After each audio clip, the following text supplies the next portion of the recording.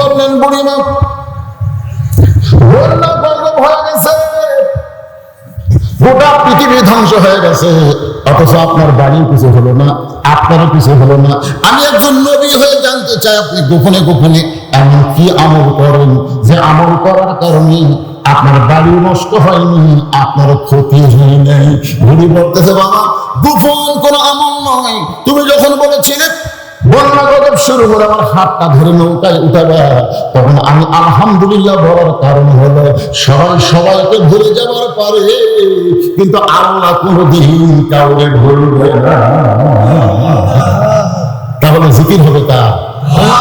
টাকা দিছে, টাকার মালিক কে? দিছে, আমানের স্বরূপ দিছে, অথচ টাকা বড় মনে করবে আমার টাকা। তারা কোনোদিনও চাবে না যে আল্লাহর কোরআনের বিজয় হোক। 3 নম্বর হলো ধর্ম নিয়ে যারা ব্যবসা করতেছে। যেরকম কি নিয়ে? ধর্ম নিয়ে। আমার দয়াল বাবার দরবারেতে কেউ ফিরে না খালি হাতে।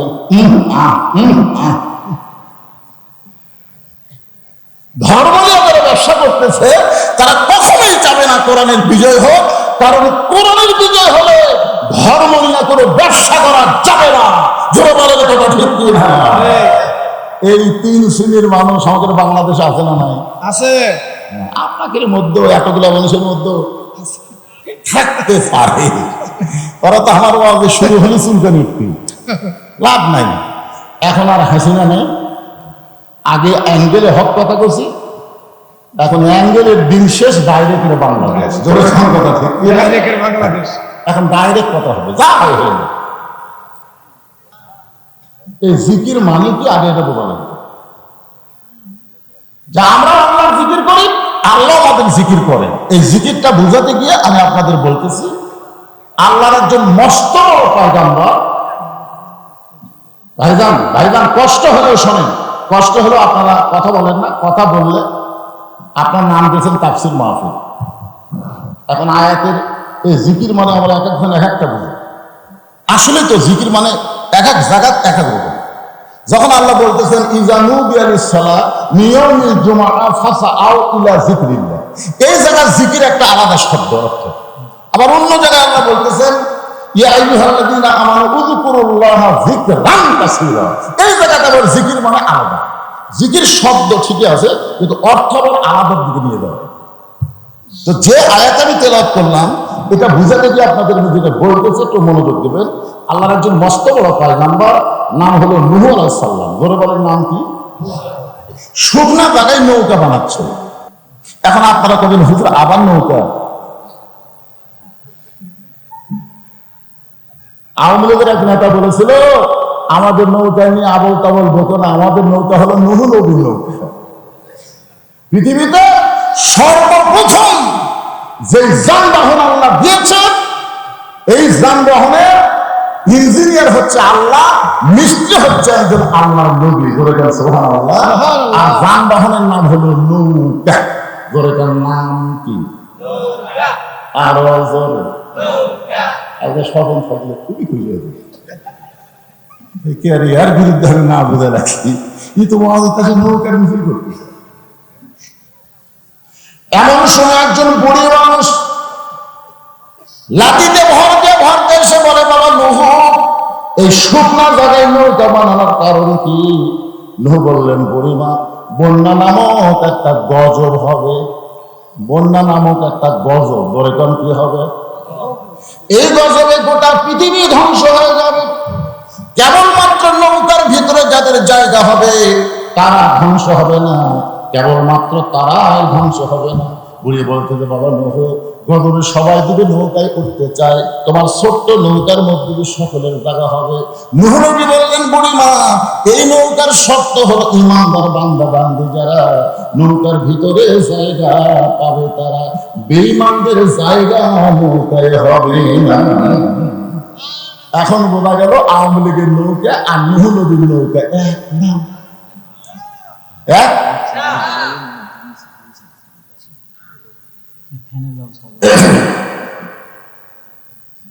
নূহ নবী বললেন, বুড়িমা, ঈমানদার বান্দা বান্দি যারা নৌকার মধ্যে জায়গা পাবে তারা।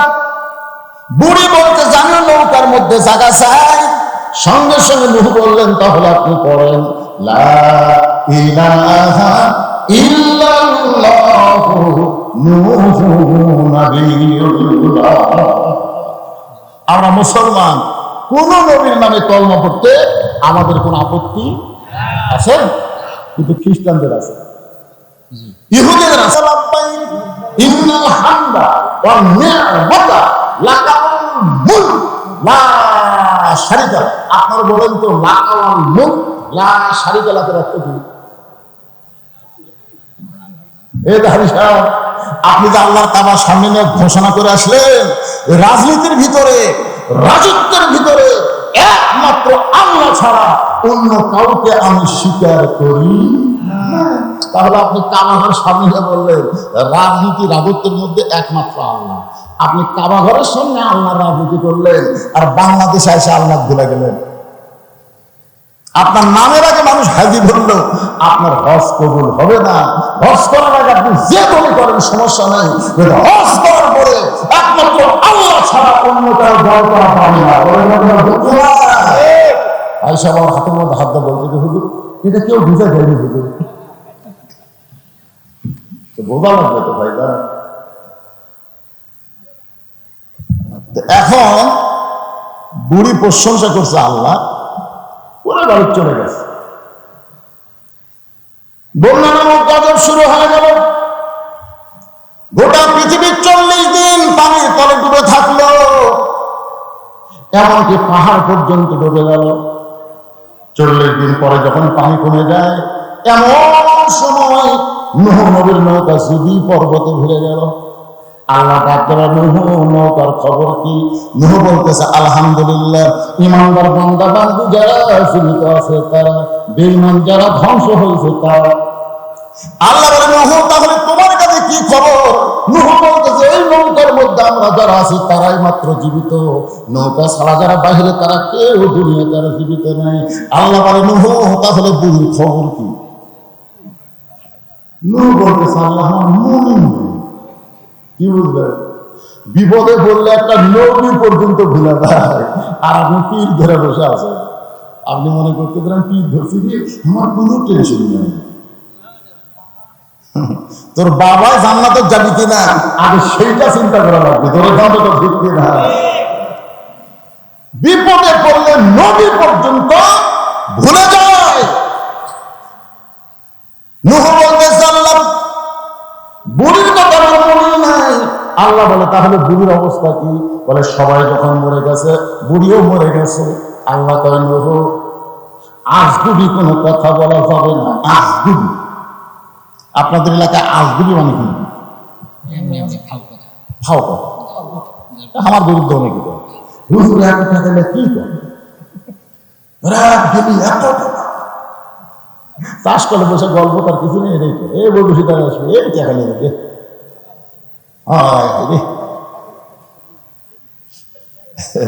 এরা কিন্তু আপনারা আজগুলি বলতেছেন, আপনারা তদন্ত করেন।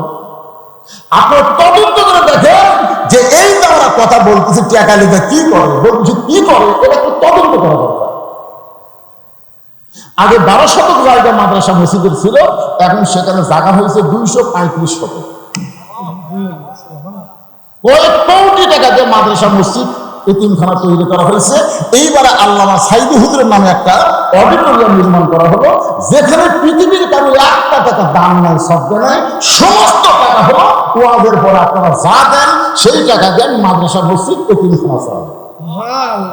আজ পর্যন্ত পৃথিবীর কেউ বলতে পারবে না যে বঙ্গীশের মাথায় মাদ্রাসা আমার 1 টাকা দান করছে। আমি দান চাই না। কি জন্য চাই না? যতদিন আল্লাহ আমার ওয়াজ রাখছে ততদিন ইনশাআল্লাহ মাদ্রাসা মসজিদ এতিমখানা চলবে, আমি মরে গেলেও চলবে। এরকম কিছু অর্থ সম্পত্তি মাদ্রাসার জন্য রেখে যাচ্ছি। এটা আপনাদের টাকা, এটা আমার না। আপনারা যে ওয়াজের পরে দেন, তাহলে তদন্ত করলে আপনাদের মন খুশি হবে না? আমরা হাতগুলি কথা বলি পারে। আল্লাহ বলেন নূহ আজগুবি কোনো কথা বলা যাবে না, তদন্ত করে দেখো বুড়িটা। তদন্ত করতে গিয়ে দেখে বুড়ি তো দূরের কথা, বুড়ির ঝুড়ি বাড়ি পর্যন্ত কিছুই হয়নি। নূহের মাথা হাত দিচ্ছে, হায় হায় হায়, পাহাড় পর্যন্ত ডুবে গেল। একটা ভাঙ্গা ছিল বাড়ি, সেই বাড়ি কিছু হয়নি। আচ্ছা, বাড়ি যদি কিছু না হয় তাহলে বুড়ি নবী রাখবেন, বুড়ি না, সঙ্গে সঙ্গে বুড়ি টোপলা নিয়ে হাজির। নূহ বললেন, বুড়িমা টোপলা কেন? রেডি হয়ে আছে বাবা, তুমি এসে আমার ডাক দিবে, আর আমি বাড়াতে দেরি করলে গজল দিতে আসা যায়। এগুলো রেডি হয়ে আছে, তৈরি হয়ে আছে। আল্লাহ বলেছেন, লা তামুতুন্না ইল্লা ওয়া আনতুম মুসলিমুন, মুসলমান হয়ে তোমরা মরো না, তোমাদেরকে মুসলমান হিসেবে তৈরি হয়ে থাকা লাগবে, কারণ যে কোনো সময় ডাক আসতে পারে। একটা গান আছিল না আগে, ডাক দিয়াছেন আল্লাহ আমারে, রইব না আর বেশি দিন তোদের মাঝার। এই যে ডাক দিয়েছেন দয়াল করে হচ্ছে। দয়াল কি? একটা লোক যদি সারা জীবন দয়াল দয়াল দয়াল দয়াল দয়াল একটা শব্দ দিই, একটা শব্দ দিই, আর একবার যদি আল্লাহ আকবার বলে, যদি আল্লাহ কবুল করে, 8টা জান্নাতের দরজা খুলে যাবে। কতজনকে কত কি দিলাম, যাবার কালে একজন আরো দেখা না পাইলাম। ও আমার সাগর মালা যায় ছেড়ে, রইব না আর বেশি দিন তোদের মাঝারে। তাহলে আমাদের তৈরি হয়ে থাকার দরকার আছে। আল্লাহ বলতেছেন তৈরি হবার গেলে, ইয়া আইয়ুহাল্লাযীনা আমানু তাকুল্লাহা হাক্কা তুকাতিহি ওয়া লা তামুতুন্না ইল্লা ওয়া আনতুম মুসলিমুন।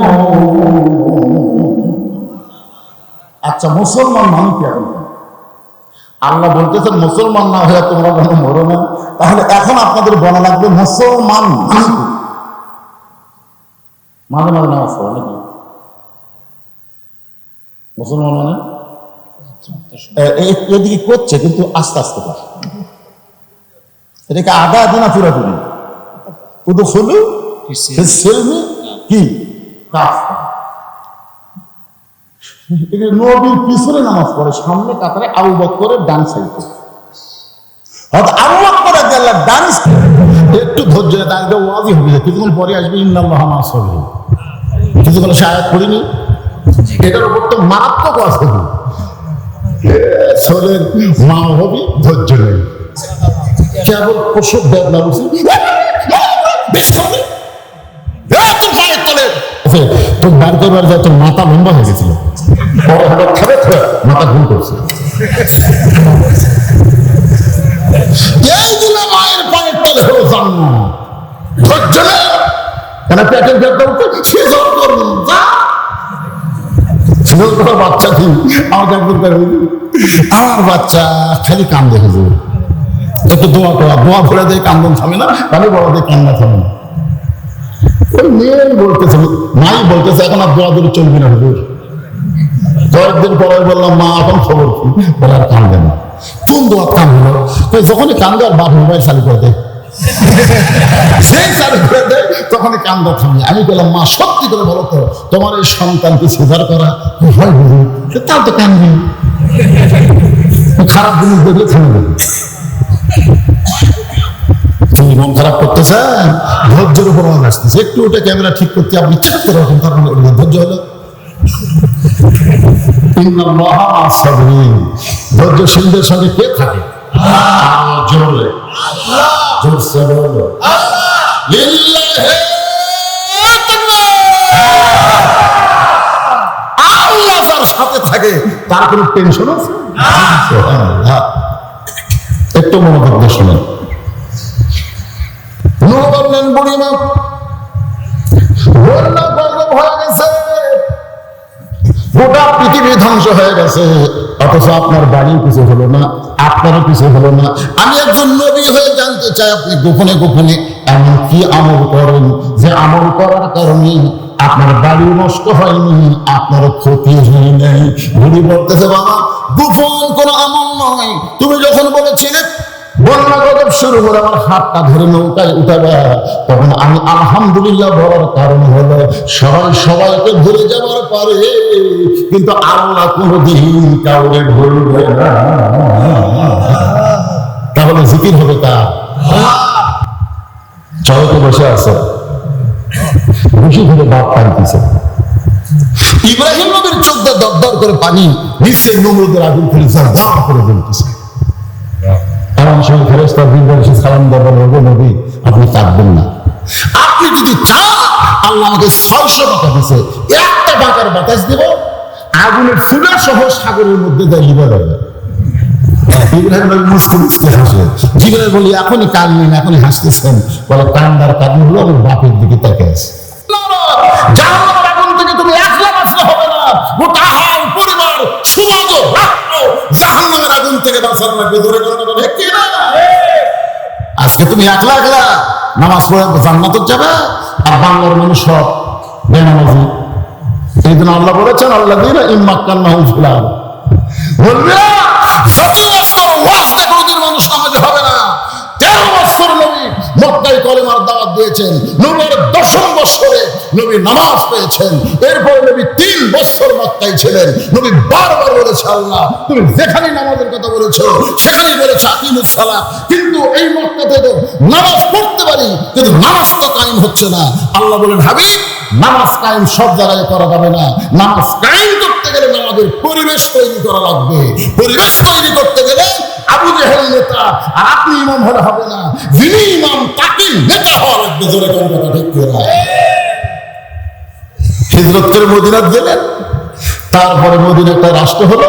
আল্লাহ তাআলা আয়াত নাযিল করলেন আল্লাযীনা ইম্মাক্কান্নাহুম ফিল আরদ, মুসলমানের কাউকে যখন ক্ষমতার চেয়ার দেওয়া হবে তার 1 নম্বর দায়িত্ব হলো পদ্মা সেতু নির্মাণ করা।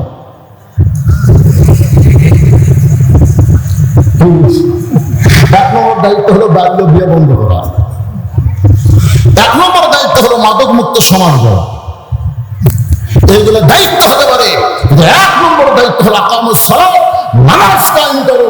ইন্নাস সালাতা তানহানিল ফাহশাই ওয়াল মুনকার। একমাত্র নামাজই পারে মানুষকে যাবতীয় বেহুদা এবং খারাপি কাজ থেকে বাঁচায় দিতে। যেরকম কথা ঠিক কিনা? আজকে আমাদের ছেলেদেরকে নামাজ কায়েমের পথে আনতে হবে।